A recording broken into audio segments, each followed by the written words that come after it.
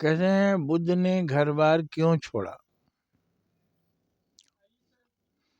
इनकी विचारधारा कुछ आध्यात्मिक थी, त्यागी वैरागी वाली थी। इसलिए राजा ने, इनके पिताजी ने इनका विवाह करवा दिया कि शायद संसारिक मोह जाल में फंस जाए, ये सन्यास की तरफ ना भागे।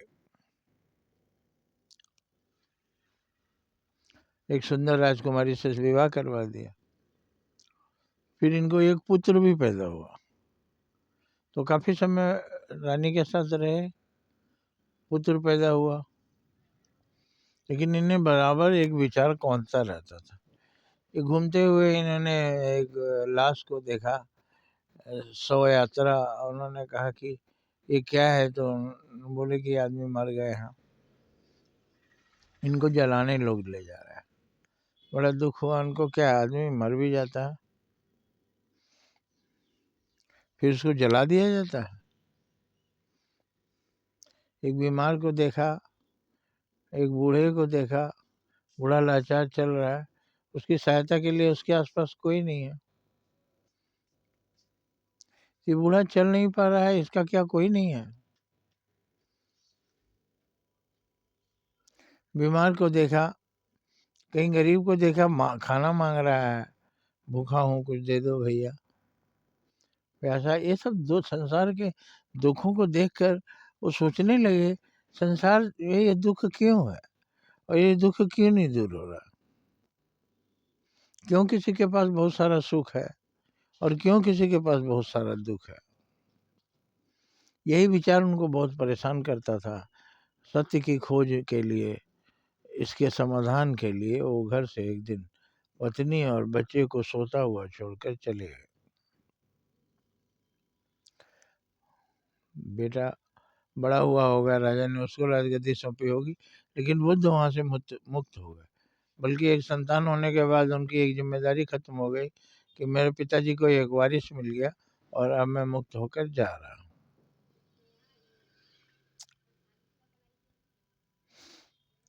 तो उन्होंने देखा दुखों का अंत कैसे होगा। फिर बोध गया में इन्हें पीपल वृक्ष के नीचे ज्ञान प्राप्त हुआ। ये मर रहे थे भूख प्यास से, फटे चिथड़े में लिपटे हुए पीपल के पेड़ के नीचे बैठे थे। इस देख रहे थे कि मैं अंधेरे कुएं में चला जा रहा हूँ, चला जा रहा हूँ, चला जा रहा हूँ, चला जा रहा हूँ, चला जा रहा हूँ।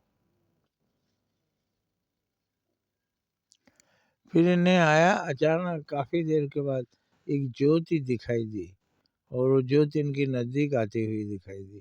उसके बाद इन्होंने, मैं प्रकाश की ओर आ रहा हूँ, प्रकाश की ओर आ रहा हूँ, प्रकाश की ओर आ रहा हूँ। एकाएक प्रकाश से नहा गए। इन्हें आत्मा साक्षात्कार हो गया, परमात्मा का दर्शन हो गया, सारे प्रश्नों का समाधान मिल गया और इन्हें ढूंढ निकाला। करुणा से ही ये समस्या का समाधान है। ये कोई लंगड़ा रहा है, दूसरे के अंदर करुणा आनी चाहिए, दया आनी चाहिए, वो उसको सहारा दे। बुढ़ापा तो आएगा ही, कोई बीमार होगा ही, लेकिन वो लावारिस न मरे, उसके उसके दवा का इंतजाम कोई धनवान करे, उसकी कोई सेवा करे। तो इन्हें दुखों का अंत दिखाई दिया, सहायता। इसीलिए ये ऐसे स्वर्ग की कल्पना कर रहे थे, स्वर्ग की कल्पना कर रहे थे। स्वर्ग में किसी को दुख नहीं, अगर किसी को दुख आता है तो दूसरा मदद को आगे आ जाता है, इसलिए वहाँ दुख नहीं है। इसलिए इन्होंने धरती को स्वर्ग बनाने के लिए अहिंसा का प्रचार किया, करुणा का प्रचार किया, दया का प्रचार किया। जो दुखी हैं उन पर दया करो, दुख दूर हो जाएगा। फिर तुम पर दुख पड़ेगा, तुम पर भी कोई दया करेगा और तुम दूसरों के भगवान बनो।